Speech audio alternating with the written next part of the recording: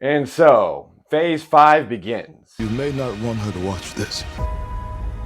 Ant-Man and the Wasp in Quantumania, I believe is the title of the new MCU product. Let's talk about it. What did you all think of Ant-Man 3 and the Wasp Quantumania? No thanks. Stinky! Did not have fun. It's the first Ant-Man movie that I did not enjoy myself at. I was really expecting to enjoy the heart and the comedy the first two have. I went into this one hopeful and I left not. That doesn't make sense. The first 10 minutes, I was like, okay. I really liked the first 10 minutes and the last 5 minutes. Then they enter the quantum realm and it's just noise. I keep wondering if it's me or if it's actually the movie. I don't know. Something's up. What about if it is thinking inside? I didn't think it was that bad, Mhm. but like No. I wasn't that good either. It's not horrible. To quote Michael Corleone in Godfather 3, it was not What I wanted! because I like the first two movies because they're light and they're charming and I like the characters and I just felt like something was off. We liked Thor: Love and Thunder, and everybody on the internet hates that Yes. movie. Yeah. So Mhm. this isn't just us not liking an MCU movie because we're tired of the MCU or whatever people Yeah. say. We genuinely still have good times at these movies, get excited a lot of the Mhm. time about Mhm. going to one of these, even if there are 31 of them now, which is absolutely Oh. crazy. Wow. I just couldn't really find myself to completely hate this movie just because I feel like everybody in the cast I like and I want to see them succeed. Paul Rudd is genuinely charming as always, but they don't give him really that much to do, which is kind of crazy. And they do have a couple cool scenes where, you know, they play around with, hey, there's multiple people, blah, blah, blah, Mhm. things like that. And they act like they have some fun with it. But the fact that they did that and they really only have one other version of him in it, Yeah. that kind of sums up the movie's creativity sometimes. You have the good ideas. The setting and everything being in that little dust mite world or whatever it is, it opens possibility to like cool Star Wars-y kind of characters and stuff. Mhm. But like it's not as magical as Star Wars, of course. No. Yeah. But that's what they're kind of going for, and it's fun a little bit. But at the same time, I understand somebody getting kind of overwhelmed and just like no. There's just so much other shit going Mhm. on. There are moments. There's moments sprinkled in there. It's not quite. It didn't work for me. I really liked whoever the weird pink dude is with the weird. The holes. I have. I thought he was pretty great, but it was kind of odd in this movie for some reason. I don't know, but their comedic tone was just way off the whole time.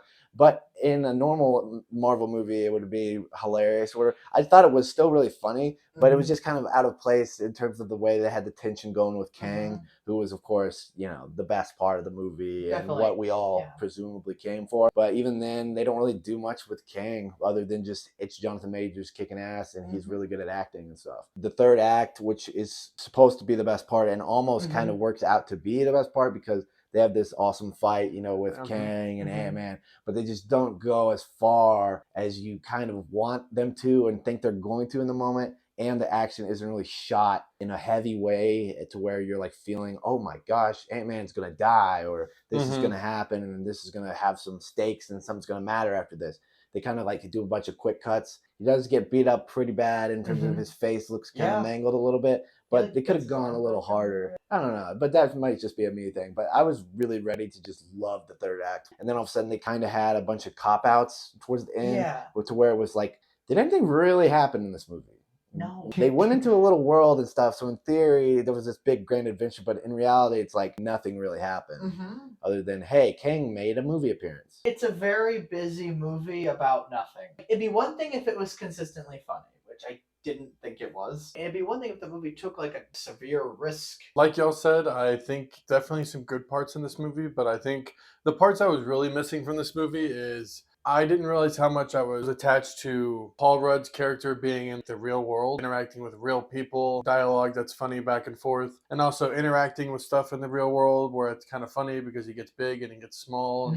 It's kind of like, oh, hey, I know what that stuff is, and now he's extra small or now he's extra big. Third act problem that they're talking about. At some point, Ant-Man's going to get big in this movie, but I think because of the fact that he's in a CGI purple storm or whatever, basically the whole movie, if he gets big, you're like, okay. It's like everything else looks weird in here too. So it's not as funny as the second movie where they play with it going down San Francisco. And then the first movie, he gets really big and he's in the water and, he's like super huge next to the Golden Gate Bridge. Yeah. That stuff is actually really cool. Another thing, what they did with MODOK was objectively weird. Yeah. I've heard some people had fun with it. He looks just like he does in the comics, so that's not even necessarily my issue, even though it looks pretty awful on a movie screen. Oh, yeah. But they do kind of poke fun at it, so it's not like they're trying to have you take it seriously, but just still it looks weird, and it's upsetting sometimes. Either way, what they do with who MODOK turns out to be is just kind of half-assed, seemingly, where it's just like, oh, this is an Ant-Man movie. Okay,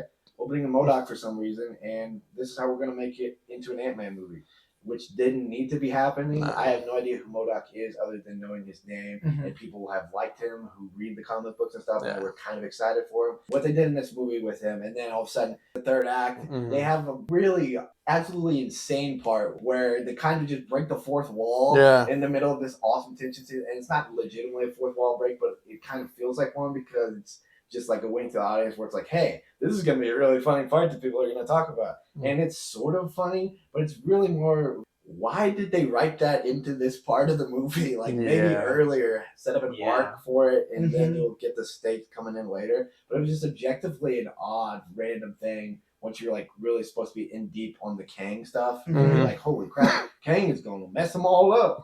But then they just do this weird stuff. I hated MODOK. It was hideous. And I would just like close my eyes and wait for it to go away. It's just ugly. I'm sorry. I know it's meant to be funny. I did not laugh. Sorry. No. Oh, nice. I'll watch a Lars von Trier movie with my eyes glued to the screen. I could not look at MODOK. I'm sorry. It's bad. Was Evangeline Lilly in this movie? Fair. She was in the intro, and they set her up as like a new character doing some new stuff, and then they're like, She is part of the name, Ant-Man and the Wasp. She's barely in the movie. He admitted. Nobody really gets a chance to do much in this movie. You know what would have given this movie a little more life? I'm talking about Michael Pena. Luis. Not even mentioned in this movie, if I'm not mistaken. Yeah, I feel like Luis would have brought much needed dynamic into the movie. At least at the very end. I mean, just like recap the movie for us or something. That is a good idea. I really thought it would have been cool if he did get sucked into the quantum realm, because then that brings a fish out of the water element that this movie desperately needed. Because you would think that all of these characters, even still, would act fish out of watery. That's only like Michelle Pfeiffer was really there. Even then, all these other characters don't do anything crazy where it's like, oh, I don't understand what's going on. Like Michael Douglas says, like somebody looks like broccoli, but that's about it. And that's not even that wild of a fish out of water thing. It's just like, oh yeah, that dude looks like something I know from real life. Catherine Newton as the daughter, finally understanding and being a superhero, getting into doing that stuff. You have loads of opportunity to do the fish out of water stuff with her, because that's basically what her character is. I think it's a good idea, and I'm standby. Also, I get that they have to try to have a story with this movie to keep up with the arcs and stuff, but the one where they decided Paul Rudd and Ant-Man is somehow an asshole for trying to save the world, and then just being like, yeah, I saved the world, and I'm just going to live my life. Somehow that makes him a total piece of crap, whereas the other people who haven't saved the world and are just trying to do things good every day, or somehow like that's the only reasonable way you can be. And it's not like Ant-Man wasn't going to still keep doing stuff, especially if it was to help protect his daughter. I know they have to have some kind of a conflict and stuff, so that's what they tried, but it was just kind of rang a little false. We had a deal. Shut up, Paul. I wanted to like this, and I almost decided to ride with, yeah, it was a good enough time, 6 out of 10. But ultimately, the more I thought about it, I was like, yeah, maybe this is just like a 5 out of 10 movie that happens to introduce a character that matters later on, which I think sounds fair. I give it a 4. I was bored, and I thought it was a misfire. I'm going to give this a 5 out of 10. I thought it was fun. You know, I liked parts of it, but this one's a 5. I think one thing is for sure. This is so far the best movie of Phase 5 and the best Marvel movie since Black Panther Wakanda Forever. I'm going to have to agree there. Thanks for watching the video. If you liked our take on Ant-Man, like seeing somebody talk about it, hit the like button. Subscribe to the channel if you want to get updates on more things like that we're doing. Glad to have you here. Hope you guys stick around. So that was a movie. Thank you, Spider-Man. Now you have to marry your mother-in-law. Look at my dad.